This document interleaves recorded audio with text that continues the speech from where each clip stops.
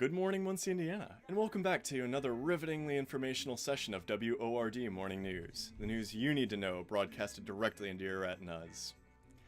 Topping today's headlines, President Joanne Gora has received a nomination for the most grotesque facial figure in all of Ball State presidential history.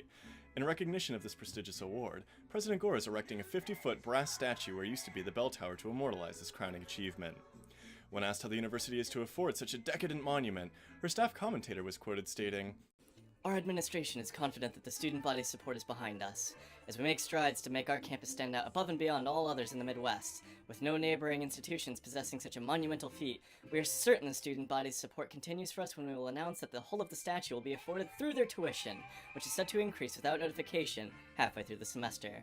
Destruction of the bell tower is scheduled from its current location for this afternoon. The construction is scheduled to begin at the contractor's earliest convenience. In other news, a student organization claims to have unraveled the mystery of the papers that have been appearing on not one, but all of the campus parking facilities. In an earlier broadcast, they demonstrated that these papers follow a pattern. Park any vehicle within the confines of the building, turn around, close your eyes for 10 minutes, turn back around, and there's a paper demanding a nominal amount of currency from the vehicle's owner.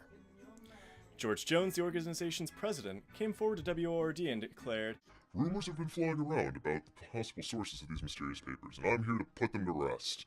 I've been dabbling in sorcery for quite some time now, and I do believe I've developed my most impressive magical act yet." Other students, however, aren't convinced by these allegations. Members of the Ball State Paranormal Society have hypothesized that if the appearance of these papers are so regular, then the source can only be former ghosts who have had a hold placed on their afterlife by the university, and they cannot be laid to rest until their parking tickets have been paid in full.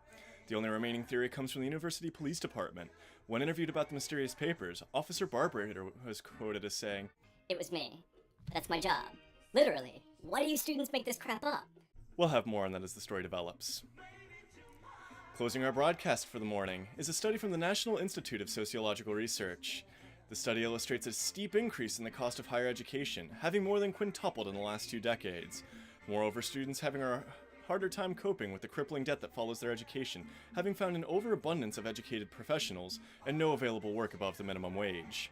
Graduates have begun to mass in the streets with cardboard signs, change pans, and a sensation of desperation as the situation continues to worsen with no sign of relief. All of which raises the pressing question, if a student is expected to pay so much for an education and not receive an equal professional fulfillment, how can they be expected to do so much as afford pants? To which this reporter replies, "Good question! We can't."